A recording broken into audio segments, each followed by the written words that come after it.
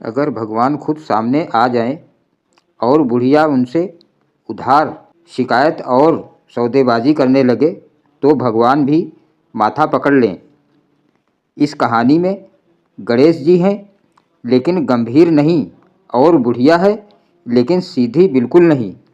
एक छोटे से गांव में एक बुढ़िया रहती थी। नाम था धन्नो माई, लेकिन पूरे गांव में मशहूर थी। चालाक बुढ़िया के नाम से। ना उसके पास ज़्यादा ज़मीन ना पैसा, लेकिन दिमाग ऐसा तेज कि पूरे गांव की पंचायत उसके आगे फेल।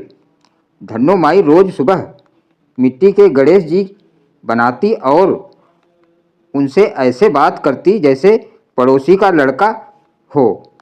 बुढ़िया की पूजा पद्धति खतरनाक। ना मंत्र ना शंख ना घंटी। वो गणेश जी के सामने बैठकर कहती, अरे लंबोदर, आज पहले ये बता, कल मेरे घर चूहा घुसा था या तू अपने रिश्तेदार भेज रहा है। गांव वाले सुनते तो हंसी रोक नहीं पाते, लेकिन बुढ़िया डंके की चोट पर कहती, भगवान से डरने वाले लोग भगवान को कभी अपना नहीं बना पाते। गणेश जी की पहली प्रतिक्रिया। एक दिन जब बुढ़िया बहुत देर तक बड़बड़ा रही थी, अचानक मिट्टी के गणेश जी की सूंड थोड़ी सी हिली। बुढ़िया चौंकी नहीं, सीधे बोली, अरे हिला क्या रहा है, मच्छर काट लिया क्या। गणेश जी ने मन ही मन सोचा, हे पार्वती माँ, इसे भक्त कहूँ या पंचायत वाली। अचानक गणेश जी बोले, माई थोड़ा धीरे बोला कर, भगवान हूँ मैं। बुढ़िया ने कमर पर हाथ रख लिया, तो भगवान होने से क्या, कान खराब हो जाते हैं क्या। गणेश जी हैरान, माई सब मुझे देव विघ्नहर्ता कहते हैं। बुढ़िया तुरंत बोली, हाँ हाँ सुना है, लेकिन मेरे घर का विघ्न तू कब हटाएगा। बुढ़िया की शिकायत लिस्ट। बुढ़िया ने उंगलियों पर गिनना शुरू किया। मेरी गाय दूध कम देती है, पड़ोसन उधार वापस नहीं करती, सरपंच मुझे पेंशन में टाल देता है और तू हर साल आकर 10 दिन में चला जाता है। गणेश जी बोले, माई मैं तो विघ्नहर्ता हूँ। बुढ़िया, तो पहले मेरा राशन कार्ड वाला विघ्न हटा। वरदान की बात शुरू। गणेश जी ने कहा, माई खुश होकर मैं तुम्हें वरदान देता हूँ, मांग क्या चाहिए। बुढ़िया ने आंखें तरेरी, लिख कर दूँ क्या। पहले साफ बता, वरदान में टैक्स तो नहीं लगेगा। गणेश जी घबरा गए, नहीं माई कोई टैक्स नहीं। बुढ़िया, ठीक है, लेकिन सुन, वरदान ऐसा हो जो रोज काम आए। बुढ़िया की अजीब मांगे। बुढ़िया बोली, पहला वरदान, मेरे गांव के लोग बिना काम के ज्ञान ना दें। गणेश जी हंस पड़े, माई ये तो बड़ा कठिन वरदान है। बुढ़िया, तो भगवान किस बात के। दूसरी मांग, मेरे घर चूहा ऐसा हो कि सब्जी अपने आप बन जाए। गणेश जी, माई ये तो भविष्य की तकनीक है। बुढ़िया, तो लिख ले, भविष्य जल्दी ला। चालाकी का असली खेल। गणेश जी ने कहा, माई तू चालाक है पर वरदान एक ही मिलेगा। बुढ़िया मुस्कुराई, मुझे पता था, इसलिए मैंने मांग एक में 5 घुमा दी हैं। गणेश जी सिर पकड़कर बैठ गए। भगवान भी हारे। गणेश जी बोले, माई तू जो चाहे मांग ले, लेकिन गांव की भलाई का हो। बुढ़िया तुरंत बोली, बस यही तो चाहिए था। उसने हाथ जोड़ लिए, मेरे गांव के लोगों को इतना अक्ल दे दे कि वो भगवान को सिर्फ मूर्ति ना समझें। गणेश जी चुप हो गए। असर दिखने लगा। अगले ही दिन गांव में बदलाव दिखा। जो लोग रोज झगड़ते थे हंसने लगे, जो मंदिर में सिर्फ दिखावे आते थे अब बुजुर्गों का आदर करने लगे। गणेश जी बोले, माई तेरा वरदान पूरा हो रहा है। बुढ़िया आंख मारकर बोली, अभी पूरा कहाँ हुआ है, लड्डू का इंतजाम बाकी है। लड्डू और सौदा।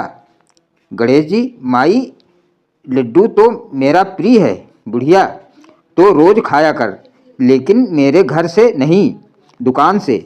गणेश जी, माई तू मुझे भगवान कम, घर का सदस्य ज़्यादा समझती है। बुढ़िया, क्यों, भगवान क्या घर के नहीं होते हैं? यहीं से गणेश जी की और बुढ़िया के बीच एक ऐसा संवाद शुरू होता है जो आगे गांव, वरदान और एक बड़े रहस्य की तरफ बढ़ता है। लेकिन सवाल ये है, क्या बुढ़िया अपनी आखिरी चाल चल पाई? क्या गणेश जी सच में फंस गए? और वो वरदान क्या था जिसे पूरा गांव उलट गया? बुढ़िया ने जैसे ही लड्डू का इंतजाम वाली बात कही, गणेश जी ने गहरी सांस ली। माई, तू पहली भक्त है जो वरदान से ज़्यादा हिसाब किताब में उलझी है। बुढ़िया खिलखिलाकर हंसी। अरे लंबोदर, दुनिया में सब फ्री का ज्ञान देते हैं, तू फ्री का लड्डू भी नहीं दे सकता। गणेश जी भी हंस पड़े।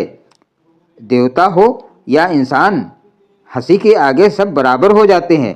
गणेश जी बोले, चल माई, आज तुझे आखिरी वरदान देता हूँ। बुढ़िया तुरंत सतर्क हो गई। रुक, आखिरी क्यों? तू कहीं भागने की सोच तो नहीं रहा? गणेश जी, माई गणेश चतुर्थी खत्म होने वाली है। बुढ़िया ने आंखें मारकर कहा, तो क्या हुआ? तू भगवान है या सरकारी बाबू जो तारीख देखकर काम बंद कर देता है? वरदान का असली रूप। गणेश जी ने कहा, माई मैं तुझे धन नहीं दूंगा, ना सोना ना जमीन। बुढ़िया ने हाथ झटक दिया। अच्छा है, इन सब में झगड़े ज़्यादा होते हैं। गणेश जी मुस्कुराए। मैं तुझे ये वरदान देता हूँ कि जब भी तू सच बोलेगी, सामने वाला हंसते हंसते सच मान लेगा। बुढ़िया एक पल चुप रही, फिर जोर से ताली बजाई। अरे वाह, मतलब अब मैं डांटूंगी भी तो लोग बुरा नहीं मानेंगे। गणेश जी, हाँ माई, तेरी हंसी में सच्चाई घुली रहेगी। वरदान का पहला प्रयोग। अगले दिन बुढ़िया सीधी सरपंच के घर गई। बोली, सरपंच जी, तू काम कम करता है और कुर्सी ज़्यादा घिसता है। पूरा पंचायत ठहाके मारकर हंस पड़ा। सरपंच भी हंसते हंसते बोला, अरे माई, सच कह दिया तूने। और उसी दिन पेंशन का काम बिना रिश्वत के हो गया। गांव वाले दंग। गांव बदलने लगा। बुढ़िया जहां जाती सच बोलती, लोग हंसते और सुधर जाते। कोई झूठ नहीं बोल पाता था, क्योंकि बुढ़िया की एक बात सीधे दिल में लगती। गांव में झगड़े कम हुए, हंसी ज़्यादा हुई। लोग कहने लगे, लगता है गणेश जी यहीं कहीं रुके हुए हैं। विदाई का समय। एक शाम गणेश जी बोले, माई अब मुझे जाना होगा। बुढ़िया ने गंभीर होकर कहा, जा तो सकता है, लेकिन एक बात सुन ले। गणेश जी, बोल माई। बुढ़िया, भगवान वही अच्छा जो हंसता भी हो और समझाता भी। गणेश जी ने आशीर्वाद दिया। माई तेरी चालाकी लोगों को इंसान बनाए रखे। इतना कहकर गणेश जी मिट्टी में धीरे धीरे विलीन हो गए। बुढ़िया ने मिट्टी को छुआ और बोली, जा रे, अगले साल फिर आना, पंचायत अधूरी है अभी। और तब से उस गांव में कहते हैं, जहां हंसी में सच हो वहां भगवान खुद ठहरते हैं। अगर आपको चालाक बुढ़िया और गणेश जी की यह कहानी हंसाते हंसाते कुछ सिखा गई हो तो वीडियो को लाइक ज़रूर करें। अगर आप मानते हैं कि भगवान डराने के लिए नहीं, समझाने के लिए आते हैं, तो अभी चैनल को सब्सक्राइब करें। कमेंट में लिखिए जय गणेश और बताइए, अगर गणेश जी आपको वरदान दें तो आप क्या मांगेंगे। ऐसी ही हंसी, भक्ति और सीख से भरी देसी लोक कथाओं के लिए हमारे चैनल से जुड़े रहिए। जय श्री गणेश।